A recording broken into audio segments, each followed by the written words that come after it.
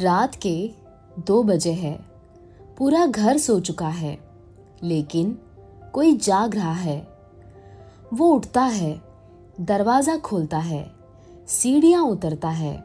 उसकी आंखें खुली है, लेकिन वो देख नहीं रहा। उसका शरीर चल रहा है, लेकिन उसका दिमाग सो रहा है। और सबसे डरावनी बात, उसे सुबह कुछ भी याद नहीं रहेगा।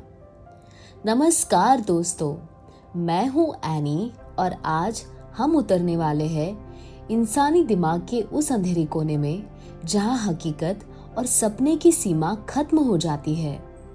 आज हम जानेंगे स्लीप वॉकिंग का रहस्य। क्या ये खतरनाक है और क्या कोई इंसान नींद में क्राइम कर सकता है? नंबर 1, स्लीप वॉकिंग क्या है?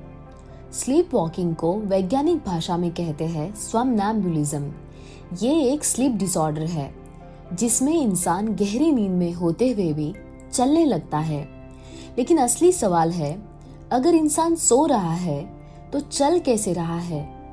Number 2, science behind sleep walking.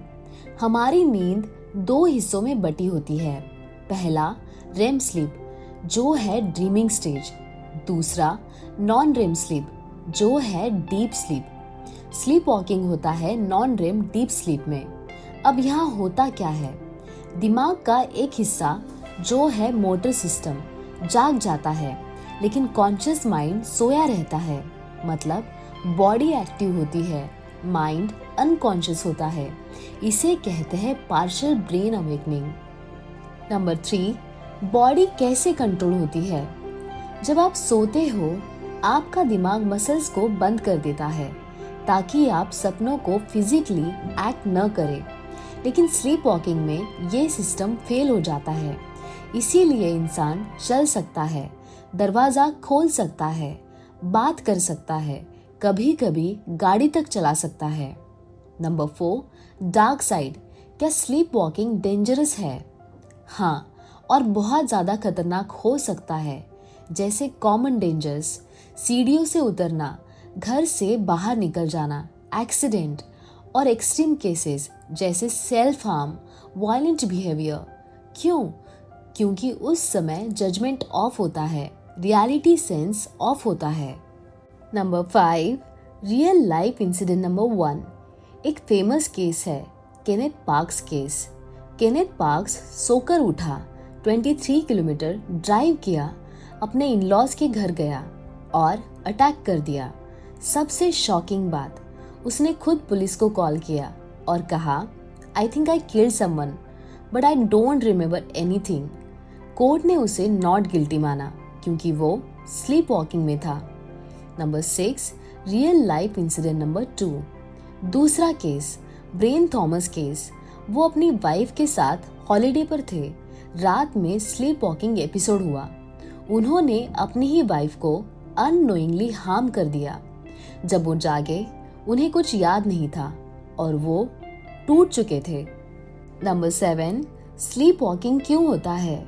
Main reasons: sleep deprivation, stress and anxiety, alcohol, drugs, fever. Kids में कॉमन है। जेनेटिक कारण, अगर फैमिली हिस्ट्री है, रिस्क बढ़ जाता है। नंबर 8, किसे ज़्यादा होता है? चिल्ड्रन में ज़्यादा कॉमन है, 6 to 12 इयर्स एज में। क्यों? उनका ब्रेन अभी डेवलप हो रहा होता है। अडल्ट्स में रेयर लेकिन ज़्यादा डेंजरस होता है। नंबर 9, माइंड का हिडन पावर। स्लीप वॉकिंग हमें ये सिखाता है, हमारा दिमाग 100% कंट्रोल में नहीं है। सब कॉन्शियस माइंड पावरफुल है। जब कॉन्शियस माइंड सो जाता है, सब कॉन्शियस कंट्रोल ले लेता है। Number 10, myth versus reality.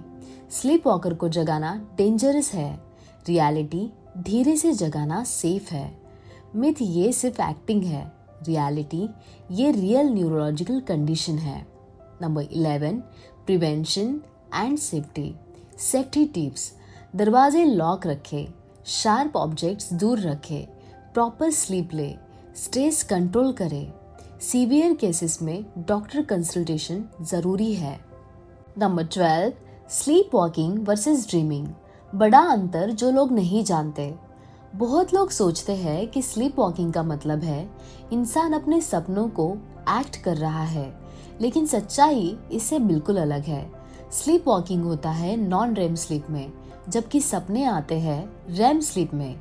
इसका मतलब स्लीप वॉकर ड्रीम नहीं देख रहा होता, वो एक ब्लैंक स्टेट में होता है, यानी वो ना पूरी तरह सो रहा है ना पूरी तरह जाग रहा है। नंबर 13, स्लीप वॉकिंग के दौरान दिमाग में क्या दिखता है। जब साइंटिस्ट ने स्लीप वॉकर्स के ब्रेन को स्टडी किया तो उन्होंने एक शॉकिंग चीज देखी। ब्रेन स्कैन में मोटर कॉर्टेक्स एक्टिव होता है, लिम्बिक सिस्टम यानी इमोशन एक्टिव होता है, प्रीफ्रंटल कॉर्टेक्स यानी लॉजिक इनएक्टिव होता है। इसका मतलब इंसान मूव कर सकता है, इमोशंस फील कर सकता है, लेकिन लॉजिक और कंट्रोल नहीं होता। यानी एक ऐसा इंसान जो चल सकता है, रिएक्ट कर सकता है, लेकिन सोच नहीं सकता। Number 14, genetic link. क्या ये आपके डीएनए में हो सकता है? क्या आपने नोटिस किया है कुछ फैमिलीज में स्लीप वॉकिंग बार बार होता है। रिसर्च बताती है अगर पेरेंट्स में हिस्ट्री है तो चिल्ड्रंस में चांसेस 2 से 3 गुना बढ़ जाते हैं। यानी ये सिर्फ एक हैबिट नहीं बल्कि एक जेनेटिक पैटर्न भी हो सकता है। सोचिए, क्या आपके अंदर भी कोई ऐसी हिडन प्रोग्रामिंग है जो सही समय आने पर एक्टिवेट हो सकती है। Number 15, most extreme cases. जब लोग छत, सड़क और खतरनाक जगहों तक पहुंच गए। स्लीप वॉकिंग का सबसे डरावना हिस्सा ये है कि इंसान ऐसी जगहों तक पहुंच सकता है जहां वो कभी कॉन्शियस स्टेट में जाने की हिम्मत नहीं करता। रिकॉर्डेड केसेस में लोग छत पर चलने लगे, खिड़की से बाहर निकल गए, सड़क पर निकल गए, यहाँ तक कि ड्राइविंग तक की कोशिश की। और सबसे खतरनाक बात, उन्हें दर्द का एहसास भी कम होता है।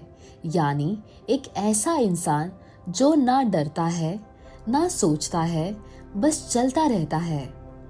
सोचिए, अगर आपका शरीर आपके कंट्रोल में ही नहीं है तो असली कंट्रोल किसके पास है?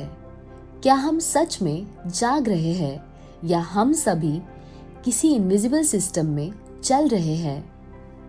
दोस्तों, आज आपने देखा इंसान सिर्फ वो नहीं है जो जागता है, बल्कि वो है जो सोते हुए चलता है। अगर इस वीडियो ने आपको सोचने पर मजबूर किया तो इसे अपने दोस्तों और परिवार के साथ जरूर शेयर करें। मैं हूँ एनी और मैं आपसे बस इतना कहना चाहती हूँ, अगर आप सच जानना चाहते हैं तो इस चैनल को सब्सक्राइब करें।